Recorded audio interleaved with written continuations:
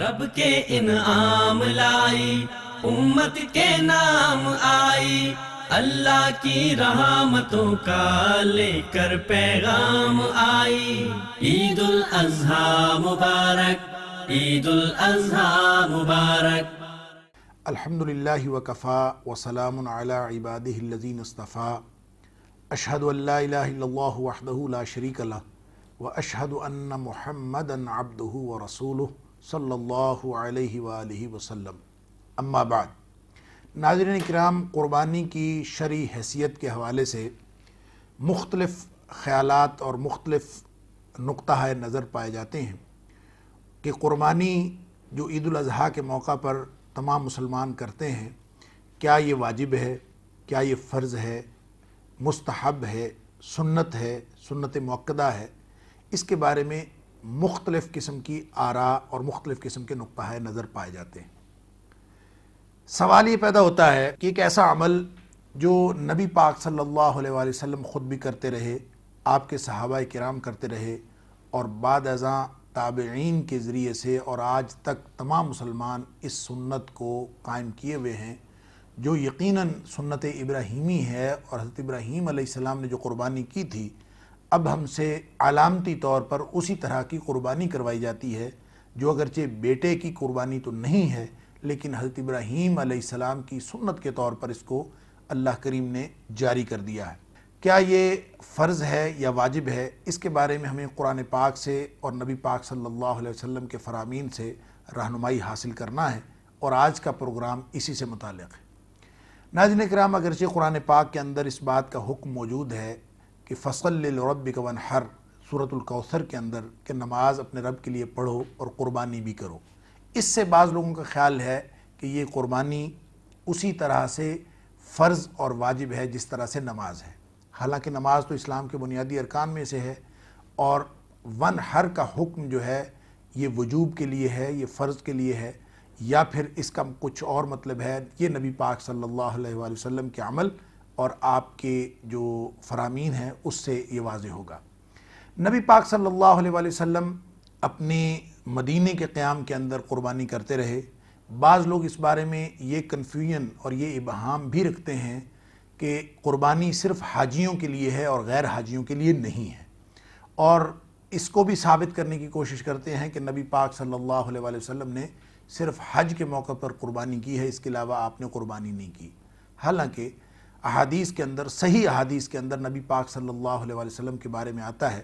جیسا کہ حضرت عبداللہ بن عمر رضی اللہ تعالیٰ عنہ فرماتے ہیں کہ نبی پاک صلی اللہ علیہ وسلم مدینہ کے اندر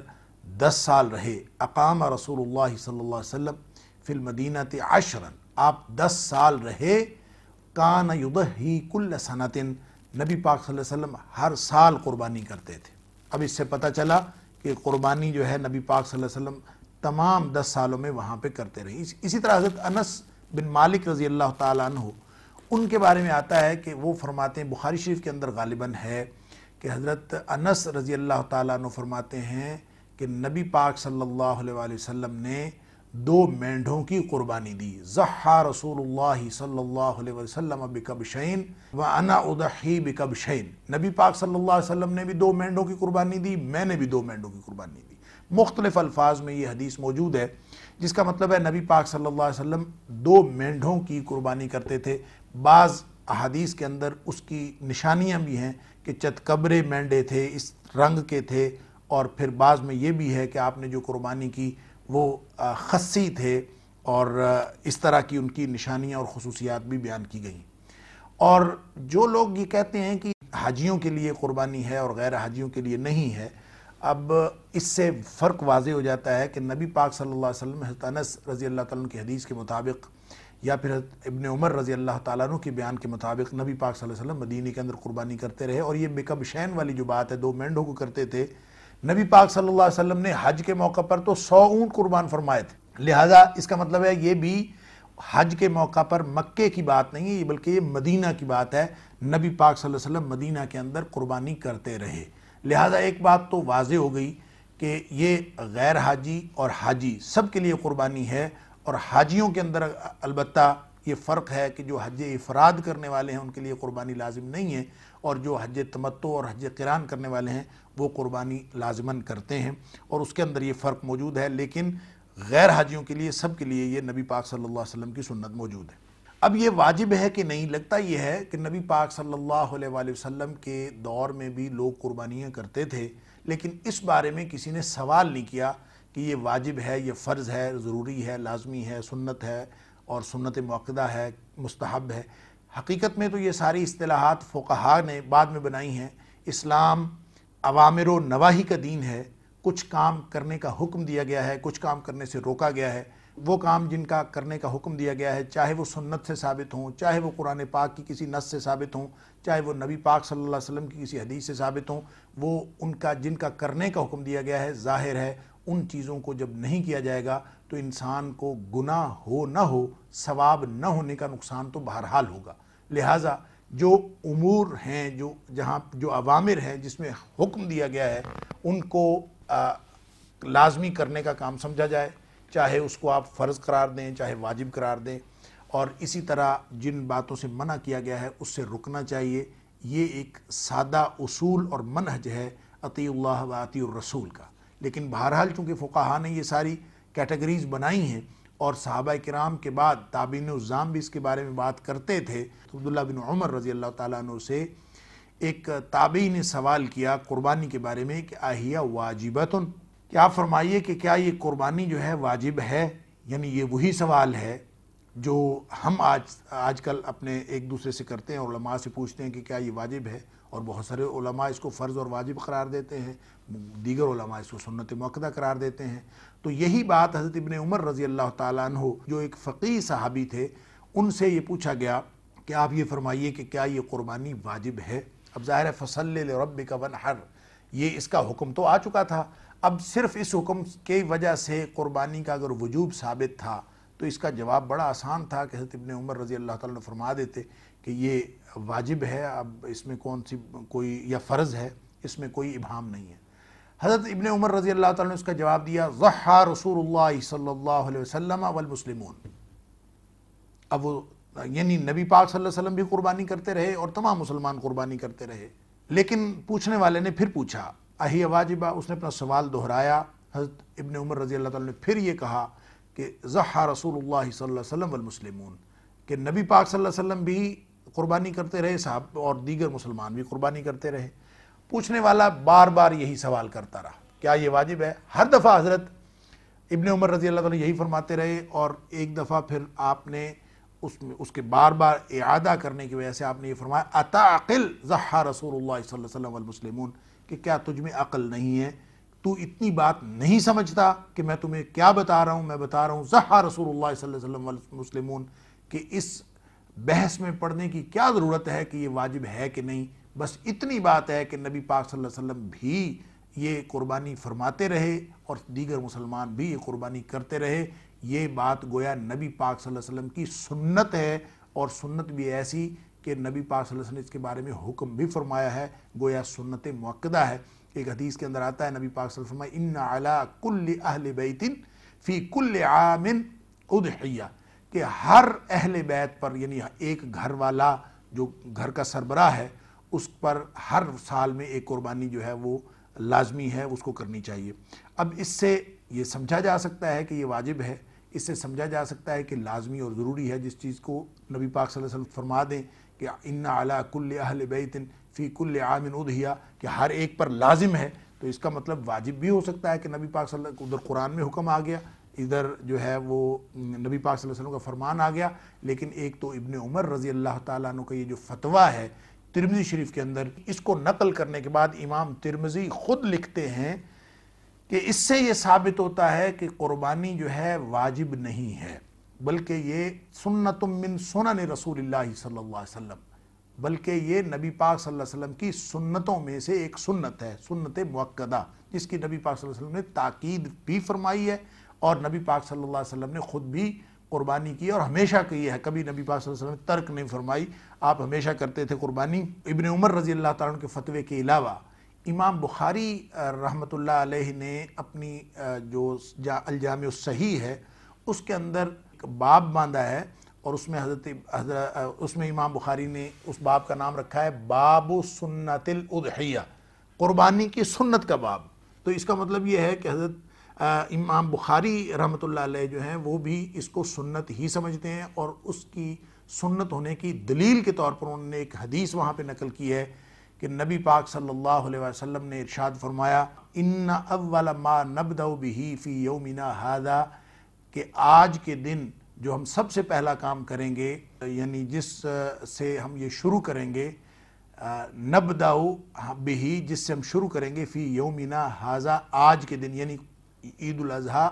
قربانی کے دن ہم جو سب سے پہلا کام کریں گے، نصلی، نبی پاک صلی اللہ علیہ وسلم نے فرمایا ہم نماز پڑھیں گے، اور نماز پڑھنے کے علاوہ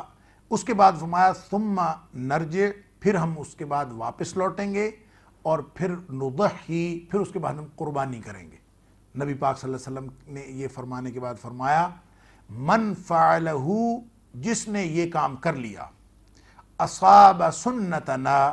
اس کا مطلب یہ ہے کہ اس نے ہماری سنت کو پا لیا، یعنی جو نماز پڑھ لے گا اور جو نبی پاک صلی اللہ علیہ وسلم کے طریقے پر قربانی کر لے گا، اس نے گویا سنت پا لی۔ اور اس سے امام بخاری رحمۃ اللہ علیہ نے اس بات کا استدلال فرمایا ہے، اور اپنے ترجمۃ الباب میں گویا اس بات کو واضح کیا ہے کہ قربانی سنت ہے، واجب نہیں ہے، فرض نہیں ہے، بلکہ یہ سنت ہے، سنت مؤکدہ ہے۔ حقیقت بات یہ ہے ناظرین کرام کہ قربانی فصل لربک وانحر کے حکم سے لے لیں یا نبی پاک صلی اللہ علیہ وسلم کے اس حکم سے لے لیں ان علی کل اہل بیت فی کل عام اضحیہ، کہ ہر اہل بیت پر ہر سال میں جو ہے وہ قربانی لازمی ہے، تو اس سے لے لیں، تو اس سے یہ پتہ چلتا ہے کہ یہ تو واجب ہونی چاہیے۔ لیکن حضرت ابن عمر رضی اللہ تعالیٰ عنہ کا فتویٰ کہ یہ سنت ہے، امام ترمذی رحمۃ اللہ علیہ کا فتویٰ، اور امام بخاری رحمۃ اللہ علیہ کا فتویٰ اور ترجمۃ الباب کے اندر کہ یہ سنت ہے، یہ واجب نہیں ہے۔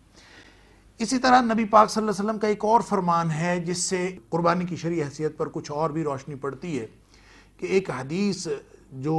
امام ابو داؤد نے بھی روایت کی ہے، امام ابن ماجہ نے بھی روایت کی ہے، اور دیگر کتابوں کے اندر بھی یہ حدیث موجود ہے کہ اس کے حضرت عبداللہ بن عمر بن العاص رضی اللہ تعالی عنہ راوی ہیں، اور نبی پاک صلی اللہ علیہ وسلم نے فرمایا امرت بیوم الاضحیٰ عیدا، کہ مجھے حکم دیا گیا کہ یہ جو یوم اضحیٰ ہے یہ عید کا دن ہے، یعنی میرے لیے یہ عید کا دن بنایا گیا۔ ساتھ اس کی وضاحت فرمائی جعلہ اللہ لہذہ الامہ، اللہ تعالیٰ نے اس کو عید بنایا ہے اس امت کے لیے۔ اب یہ بڑی واضح بات تھی کہ عید الاضحیٰ کا دن جو ہے، اضحیٰ کا دن، قربانیوں کا دن، اس کو عید کا دن بنایا، یعنی خوشی کا دن ہے، اور ساتھ یہ فرمایا کہ یہ جعلہ اللہ لہذہ الامہ، یہ اللہ کریم نے بنایا۔ اب اس سے یہ بات تو یہی پتہ چلتی ہے کہ جب یوم الاضحیٰ جو ہے وہ عید کا دن بھی ہے اور قربانی کا دن بھی ہے، اور یہ اللہ کریم نے بنایا ہے، امت کو عطا فرمایا ہے، تو اس سے تو یہی سمجھ میں آتا ہے کہ قربانی ہر صورت میں کرنی چاہیے، جو شخص جس طرح بھی پہنچے اس کو قربانی کرنی چاہیے۔ ظاہر اگر اتنی ہی لازمی اور ضروری بات ہوگی، حضرت عبداللہ بن عمر بن العاص رضی اللہ تعالیٰ کی اس روایت کے اندر موجود ہے کہ نبی پاک صلی اللہ علیہ وسلم کا یہ فرمان سن کر ایک شخص کہتا ہے اِلَّمْ أَجِدْ إِلَّا مَنِيحَةً أُنْثَى أَفَأُضَحِّي بِهَا، یعنی اس نے نبی پاک صلی اللہ علیہ وسلم سے یہ سوال کر دیا کہ اللہ کے رسول صلی اللہ علیہ وسلم، میرے پاس کچھ اور نہیں ہے، میرے پاس ایک منیحۃ انثیٰ، ایک دودھ دینے والی اونٹنی یا دودھ دینے والی بکری میرے پاس موجود ہے۔ منیحۃ انثیٰ، منیحہ غریب الحدیث میں سے ہے، اور یہ کوئی جن معنوں میں منیحہ کا لفظ استعمال ہوتا ہے یہاں ان معنوں میں استعمال نہیں ہوا، اور تقریباً جس بھی محدث نے اس حدیث کو نقل کیا ہے اس نے اس کی تشریح کی ہے کہ منیحہ سے مراد ایسی اونٹنی یا بکری ہے جو کسی شخص سے، کسی دوسرے شخص سے مستعار لی جائے تاکہ اس کا دودھ پیا جائے اور بعد ازاں واپس کر دی جائے، یا پھر کوئی شخص ویسے ہدیے کے طور پر دے دے کہ تم یہ لے لو اور کچھ عرصہ اپنے پاس رکھو اور اس وقت تک اس سے استفادہ کرو، اس کا دودھ وغیرہ پی لو اور پھر بعد ازاں مجھے واپس کر دینا، یعنی اس طرح کی کیفیت ہوتی ہے، اس کو کہتے ہیں منیحۃ انثیٰ۔ وہ ہے ایک یعنی مؤنث جانور جو دودھ دینے والا ہے، وہ کھڑا ہے۔ नबी पाक सल्लल्लाहु अलैहि वसल्लम से ये सवाल किया कि मेरे पास एक ऊँटनी दूध पिलाने वाली वो खड़ी है या फिर दूध देने वाली बकरी मौजूद है, आप ये फरमा रहे हैं कि अल्लाह ताला ने ये हुक्म दिया है तो मैं फिर उसको ज़िबा कर देता हूँ, उसको कुर्बानी कर देता हूँ। नबी पाक सल्लल्लाहु अलैहि वसल्लम फरमाया ला, ये नहीं करनी, आपने मना फरमा दिया कि उसको कुर्बान नहीं करना, बल्कि आपने फरमाया तू ये काम कर कि तू ताखुदु मिन शारिक, अपने बाल कटवा लो, व तुकल्लिमु अज़फारक, अपने जो नाखून हैं वो काट लो, अपनी जो मूंछें हैं वो भी छोटी कर लो, और साथ फरमाया व तहलिकु आनतक, और अपने जो पर्दे के बाल हैं, शर्मगाह के बाल, वो भी साफ़ कर लो, ये काम कर लो। और उसके बाद फरमाया फ़ज़ालिका तमाम उद्हियतिक इंदल्लाह, ये अल्लाह के नज़दीक तुम्हारी कुर्बानी मुकम्मल हो जाएगी। यानी ये काम करने से तुम्हारी कुर्बानी मुकम्मल हो जाएगी, सिर्फ नाखून काटने से, बाल काटने से, और फिर पर्दे के बाल साफ़ करने से और मूछें छोटी करने से फरमाया तुम्हारी जो है वो कुर्बानी मुकम्मल हो जाएगी। फ़ज़ालिका तमाम उद्हियतिक इंदल्लाह, अल्लाह के नज़दीक ये कुर्बानी का पूरा सवाब मिल जाएगा। तो इसका मतलब ये हुआ कि कुर्बानी जो है अगर इतनी वाजिब और फ़र्ज़ होती तो नबी पाक सल्लल्लाहु अलैहि वसल्लम उसको कहते कि हर सूरत तुझे कुर्बानी तो करनी है, तो तेरे पास जो कुछ भी मुयस्सर है तो उसको कुर्बानी कर दे। इससे भी, और वो जो मैंने दीगर फतावा, इमाम तिरमिज़ी रहमतुल्लाह अलैह का फ़तवा, हज़रत इब्ने उमर रज़ी अल्लाह तआला अन्हु का फ़तवा, इमाम बुखारी रहमतुल्लाह अलैह का फ़तवा, और नबी पाक सल्लल्लाहु अलैहि वसल्लम के फ़रामीन से जो बात वाज़ेह होती है उससे यही बात समझ आती है कि ये लाजमी इन मानों में है कि नबी पाक सल्लल्लाहु अलैहि वसल्लम की सुन्नत मुअक्कदा है, और कभी नबी पाक सल्लल्लाहु अलैहि वसल्लम ने इसको तर्क नहीं फरमाया। और ज़ाहिर है अगर कोई शख्स इसको छोड़ेगा नबी पाक सल्लल्लाहु अलैहि वसल्लम के इस फरमान के बावजूद और इतनी ताकीद के बावजूद और सुन्नत इस तरह का तरीका होने के बावजूद कि नबी पाक सल्लल्लाहु अलैहि वसल्लम ने इसको तर्क ही नहीं फरमाया। जैसे इब्ने उमर फरमाते हैं कि नबी पाक सल्लल्लाहु अलैहि वसल्लम 10 साल मदीना में रहे और कभी नबी पाक सल्लल्लाहु अलैहि वसल्लम ने इसको तर्क नहीं किया। इससे ये पता चलता है कि ये तो इंतहाई अहम सुन्नत है, इसको छोड़ने से बहुत बड़ा नुकसान हो सकता है। लेकिन नबी पाक सल्लल्लाहु अलैहि वसल्लम ने इसको छोड़ने वाले पर, जिसको जो साहिब इस्तिताअत है और फिर भी इसकी कुर्बानी नहीं करता, नबी पाक सल्लल्लाहु अलैहि वसल्लम ने कोई बड़ी वईद नहीं फरमाई, बल्कि आपने उससे नफ़रत का इज़हार फरमाया। उस नफ़रत के इज़हार को भी वईद करार दिया जा सकता है कि नबी पाक सल्लल्लाहु अलैहि वसल्लम ने फरमाया मन वजदा साअतन अन युदहिया, जो इस बात की इस्तिताअत रखता हो कि वो कुर्बानी करे और फिर भी वो कुर्बानी ना करे, कुर्बानी करने की सलाहियत रखता हो और फिर भी वो कुर्बानी ना करे, तो फरमाया फ़ला यहदुर मुसल्लाना, वो हमारी मस्जिद में ना आए, हमारी मस्जिद में ना आए। ये इमाम हाकिम ने रिवायत किया इसको। और दूसरी रिवायत के अंदर जो गालिबन अबू दाऊद शरीफ की रिवायत है, उसमें नबी पाक सल्लल्लाहु अलैहि वसल्लम ने जो फरमाया उसके अल्फाज ही हैं फ़ला यक़रबन्ना मुसल्लाना, वो हमारी मस्जिद के करीब भी ना आए, हमारी ईदगाह के या मस्जिद के करीब भी ना आए, जो हमारी नमाज़ पढ़ने की जगह उसके करीब बनाए, जो कुर्बानी की इस्तिताअत होने के बावजूद कुर्बानी नहीं करता। तो नबी पाक सल्लल्लाहु अलैहि वसल्लम ने उसके लिए उसके साथ नफ़रत का इज़हार फरमाया। अब ज़ाहिर है नाज़रीन किराम, नबी पाक सल्लल्लाहु अलैहि वसल्लम उससे नफ़रत का इज़हार फरमा रहे हैं और फ़ला यहदुर मुसल्लाना या फ़ला यक़रबन्ना मुसल्लाना, वो हमारे करीब हमारी मस्जिद के करीब भी ना आए, तो इससे भी इस कुर्बानी की अहमियत और शरई हैसियत वाज़ेह होती है कि ये कुर्बानी नबी पाक सल्लल्लाहु अलैहि वसल्लम के जितने भी मानने वाले हैं वो इसको कभी नहीं छोड़ते। लेकिन इसका दूसरा पहलू ये है नाज़रीन किराम, जब ये अहम इबादत है, और इबादत भी किस तरह है कि नबी पाक सल्लल्लाहु अलैहि वसल्लम ने फरमाया कि ये सारे घर वालों की तरफ से एक शख्स अगर कुर्बानी कर दे तो काफ़ी, और उसके लिए फिर जो कुर्बानी का मेयार भी मुकर्रर किया है कि इस तरह का मुसिन्ना होना चाहिए, 2 दांता जानवर होना चाहिए, एक ख़ास उम्र का जिसके बाद उसके दांत, दूध के दांत ख़त्म हो जाते हैं, बड़े दांत आ जाते हैं, तो वो जानवर होना चाहिए, और उसके सारे मसाइल बयान फरमाए। लेकिन उन मसाइल के साथ साथ ये बात बड़ी वाज़ेह है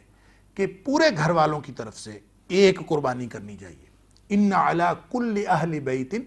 फ़ी कुल्लि आमिन उद्हिया, वाहिद एक कुर्बानी है सारे घर वालों की तरफ से। अब जो है रिवाज चल निकला है 2-2, 4-4, 6-6 कुर्बानियाँ। इसके बारे में हज़रत अबू अय्यूब अंसारी रज़ी अल्लाह ताला अन्हु का कौल, वो भी तिरमिज़ी शरीफ के अंदर मौजूद है। हज़रत अता बिन यसार रहमतुल्लाह अलैह जो ताबिई थे, उन्होंने हज़रत अबू अय्यूब अंसारी रज़ी अल्लाह ताला से पूछा